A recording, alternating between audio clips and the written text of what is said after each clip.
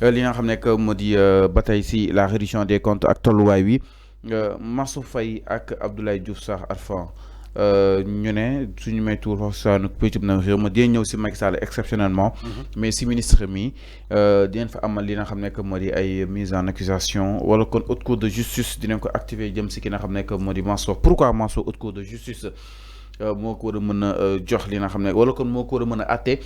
Récemment aussi Mansour jël na notification foofu sur la direction de la police à une section avocat di ki nga xam ne que moo di justement maître Oumar Youm naka na ko daal di jàng. Fallou man wax naa la fii ci plateau bi bu ñu toppee loi yi Sénégal bu ñu ko toppee te respecté ko à la lettre bu ñu naree jëfee loi Sénégal yi Mansour Faye Antoine Diome Ismaïla Madior Fall Abdoulaye Diouf Sarr Mame Mbaye Niang tous ces ministres là doivent être traduits en justice au niveau de la haute cour de justice.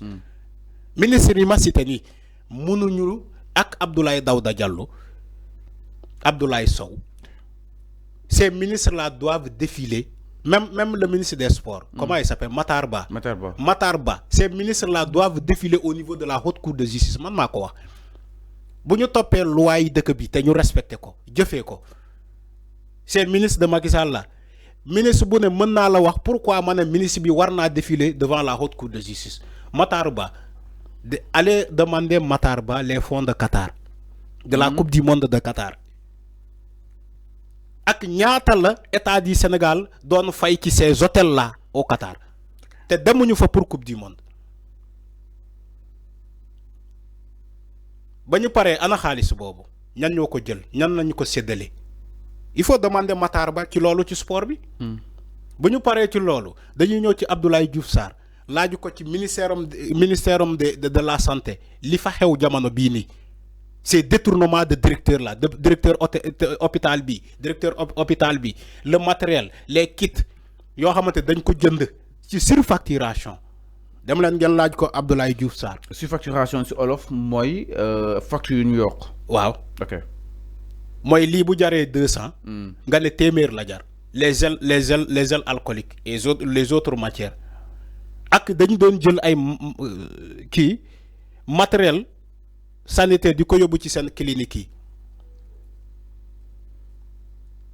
xam nga loolu yëpp ay enquête la moo tax ces ministres là war nañu leen traduire en justice yaa ngi dégg Antoine Diome kenn waxul kaawam moom même boo laajee xale bu ndaw buy jàng CP nga ne ko Antoine Diome xam nga ko dalay ne waaw nan nga ko xamee dalay ne manifestation yi cocktail Molotov. Mais enfin Antoine mu nekkoon li nga xam ne que mu di le ministre de l'intérieur jàpp na ni son obligation était de veiller sur la sécurité publique. Fallou bàyyi leen caaxaan man damay junj rek justice ñii yëpp dinañ défiler devant la haute cour. Antoine boobu nga tudd dama ne moom jàpp na ni sa mission était de veiller sur la sécurité publique pour reprendre ses mots. La mission était de veiller sur la sécurité publique du pays. Et cela veut dire que tu dois tuer des innocents. Non, j'ai pas dit ça. Mais c'est ce que j'ai dit. J'ai pas dit ça. Pourquoi ils ont tiré sur le peuple désarmé? Bay ray ay 86 jeunes, plus de 86 jeunes. Après tu me dis ça c'est une mission. C'est pas une mission. Une mission contre le peuple. Non nga koy tuddee donc. Une mission contre le peuple. Parce que ils ont tué beaucoup de jeunes sous la magistrature de Macky Sall et de Antoine Diome en tant que ministre de l'Intérieur. Ismaïla Madior Fall boo ñëwee ci moom pourquoi il doit être convoqué? Ismaïla Madior Fall a modifié des choses yoo xamante ne waru ko modifier. Mais enfin. Ismaïla Madior Fall n'a pas respecté une décision de justice. Il a défié la justice. Il a bafoué les lois de ce pays. joxe nañu fi ay décision de justice ñu lànk duñ ko défendre fii la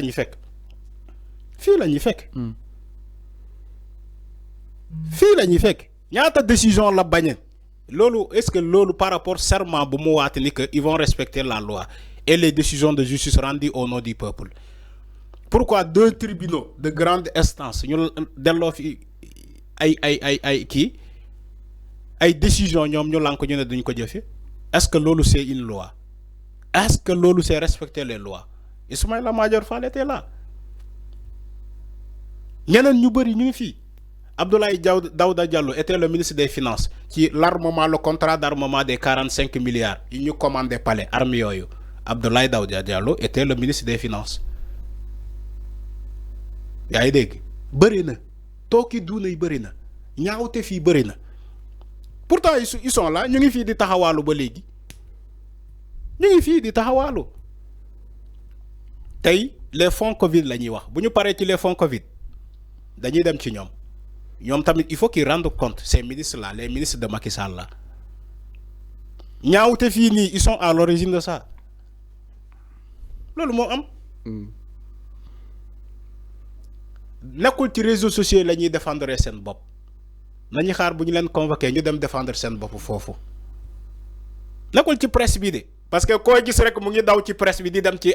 di ñaan ay émission parce que liñ jaaxal Mansour Faye boobu ba tey moom kenn déggaatu ko. noonu la Mansour moom boobu ba tey koo gis wala mu ngi daw di ñaan émission invité leen ma ñëw nekkul presse bi moo leen di seetal de déedéet bu ñu bëggee set nañu xaar bu ñu leen convoqué ñu dem seetal seen bopp fële ci justice bi. presse bi du seetal kenn. parce que Mansour kenn déggaatu ko ba mu jëlee convocation ba tey. dama ne kenn du ko dégg. il a attaqué pour se défendre il a joué maintenant on attend le résultat booy jouer match de football te doo dugal yow doo gagné équipe boo weddee li may wax nii nga laaj Sénégal U17 yi yow ngay jouer ngay défendre doo jël bi d'accord mën nga défendre doo jël bi yow doo attaqué. doo gagné doo dugal mais da ngay ñibbi sa kër parce que boo demee turo bit moom gars yi dañ lay dugal nga ñibbi loolu kese moo am.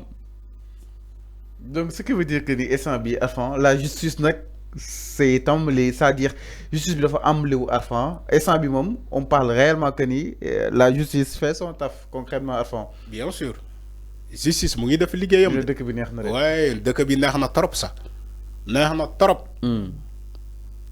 il faut que justice soit rendue. Sénégalais loolu la ñu doon c'est-à-dire que c'est devenu même une hymne nationale. Il faut que justice soit rendue.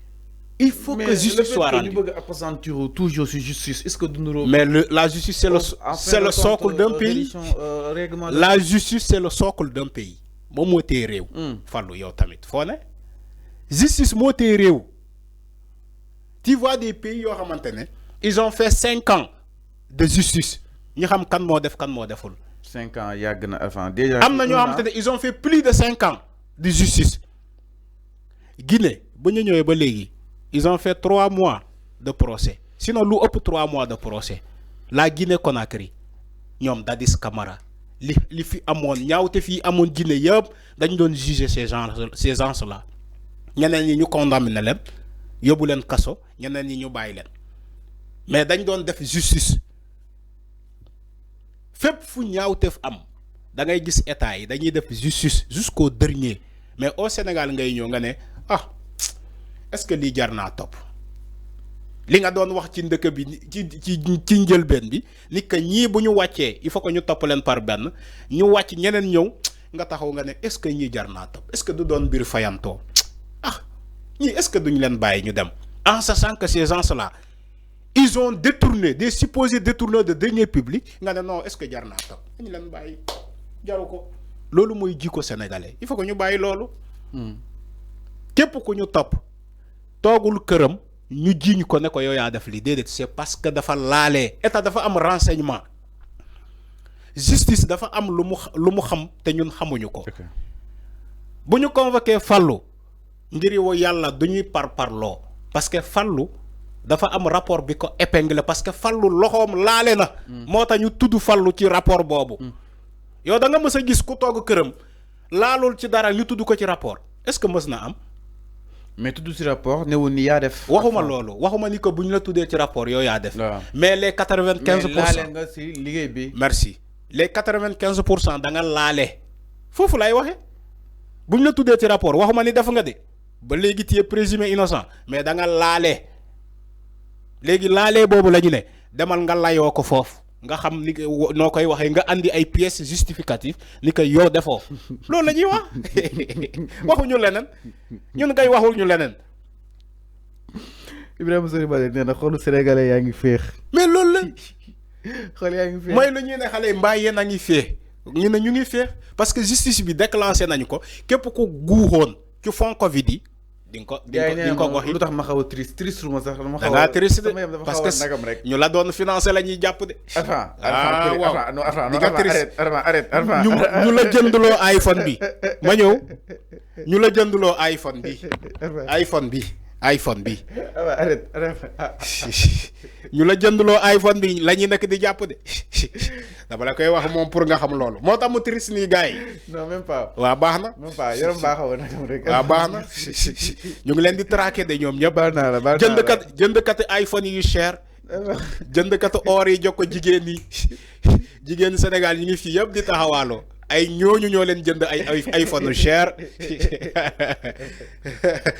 di leen jëlloo ay appartement Almadi ñoom ñëpp ñu ngi leen di convoqué waaw jëndkat iPhone yi jëndkat appartement yu cher yi jëndkat oto yu cher yi di ko maye baatarekat yi ñiy baatare ci ngénte yi ki yëpp la ñu nekk di convoqué dem leen ngeen wuy ji suñu xaalis lekkul.